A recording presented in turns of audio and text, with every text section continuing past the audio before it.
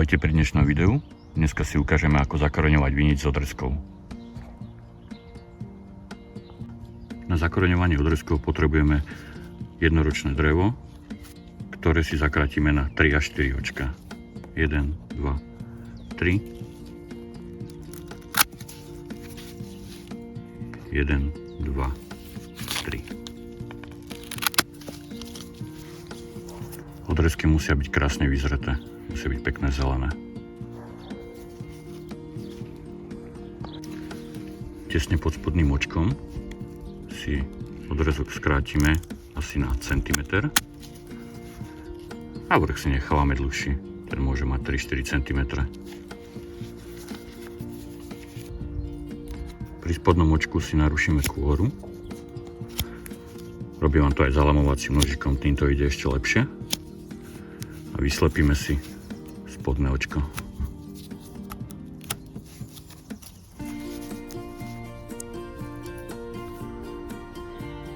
Tak, tento krok máme splnený. Tieto zárezy robíme z dôvodu, aby sa nám odrezok lepšie zakoreňil.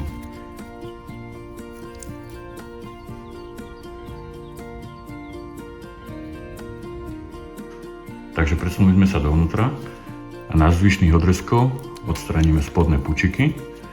Môžeme odstrániť aj tento druhý, ale tento tretí si už necháme.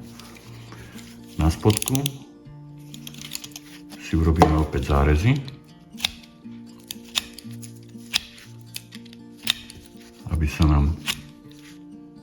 aby nám mali kade korienky rásť.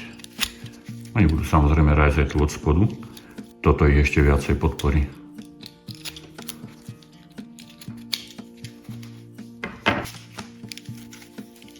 Ďalší odrezok, postup rovnaký, spodné očko a ponarezávať.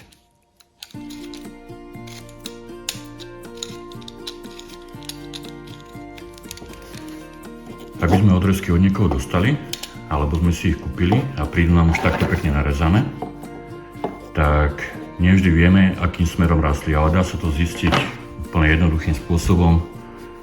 Pod každým očkom je takáto čiarka. Tá čiarka musí byť zo spodu očka a potom vieme, že ten rast bol odtiaľto sem hore.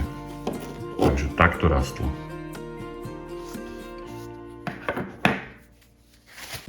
Ak sme si vyslepili iba spodné očko a poradie druhé sme si nevyslepili, tak to môžeme urobiť už potom, keď už sa nám začne odrezok pomaličky zakoreňovať a začne túto raz leto raz, tak ho proste môžeme iba vylomiť. Tento samozrejme necháme, ten najvyšší, aby pekne rastol. Ak by sme mali na odrezkoch aj staré úpony, tak tie tiež pekne začistíme. Tak s takto pripravenými odrezkami môžeme postupovať následujúco. Varianta je taká, že si vyrobíme výluch z vrby, do ktorého budeme odrezky namáčať. Tento výluch veľmi dobre podporuje zakoreňovanie, pretože obsahuje prírodný auxín a kyselinu salicylovú a tie veľmi dobre stimulujú rast korienkov. Výluch z vrby si urobíme tak, že mladé vrbové prútiky zalejeme vriacou vodou, necháme odstať asi 24 hodín a potom odrezky namáčame zhruba nejakých 12 až 24 hodín. Ten pomer je zhruba záhrsť tých konáríkov na liter vriacej vody. Ďalšia možnosť, ako postupovať, je namáčať odrezky v roztoku hypermangánu. Musí to byť slabúčko rúžový roztok a namáčame zhruba 15 až 30 minút. Tento roztok zbaví odrezky plesní. Ďalší postup je nasledovný. Ja používam takéto vedierko, do ktorého si vyrežem dierky na odrezky. Robím to z toho dôvodu, že keď tam ten odrezok mám, aj sa mi tak selektujú jeden od druhého a aj ten odpar tej vody, nakoľko je tam není tak veľa, je o niečo pomalší. Takže sa mi nestáva to, že že prídem a voda je odparená celá a odrezky sú znehodnotené. Ďalej si pripravím mletú škoricu, do ktorej si budem konce odrezkov namáčať alebo obalovať. Z toho dôvodu, že škorica je výborný prírodný fungicid a aj výborne prospieva zakoreňovaniu odrezkov. Používam čisté a vydezinfikované vedierka, dezinfikujem ich zase tým hypermanganom, slabúčko-rúžovým roztokom, potom poriadne poumývam. Do vedierka si nalejeme zhruba 1,5 cm vody. Ja používam octatú vodu z vodovodu, je ale lepšie pre kvalitu vody použiť dažďovú vodu. Tá dlhšie vydrží a nekazí sa tak rýchlo ako pitná voda. Na vedierko si nasadím vrchnačik a odrezky namočené v škoricovom prášku povkladám do vedierka.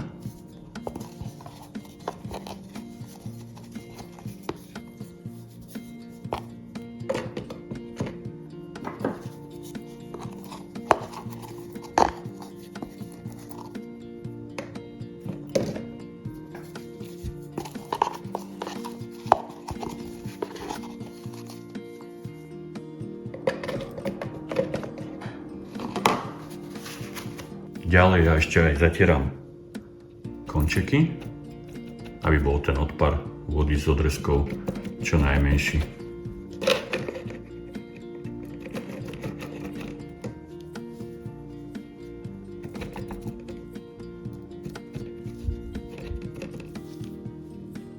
Je veľmi dôležité si každý odrezok dobre označiť, lebo za nejaké 3-4 týždne aj dlhšie už budete si veľmi ťažko spomínať, čo bolo čo. Na papierovú lepiacu pásku som si napísal odrodu, toto je konkrétne cymus a prilepím na odrezok. Tak, a máme označené. Samozrejme si označím každý jeden. Ideálny čas na zakoreňovanie odrezkov viniča je zhruba na prelome februára a marca, kedy sa nám už dni začínajú predĺžovať.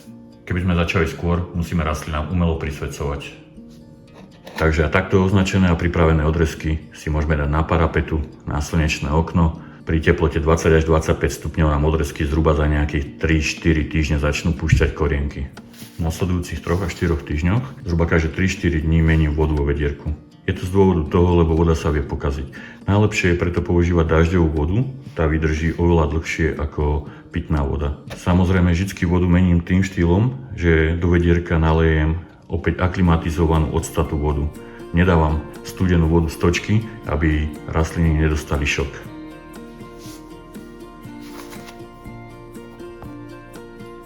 Keď nám odrezok pustí korienky, zasadíme do kvetinača. Ja používam substrát miešaný so šaštinským pieskom, je to tak pol na pol. A takto vyzerajú odrezky po zhruba 6 až 7 týždňoch. Tak a z dnešného videa je to všetko. Ďakujem za pozornosť. Uvidíme sa v ďalšom videu. Ahojte.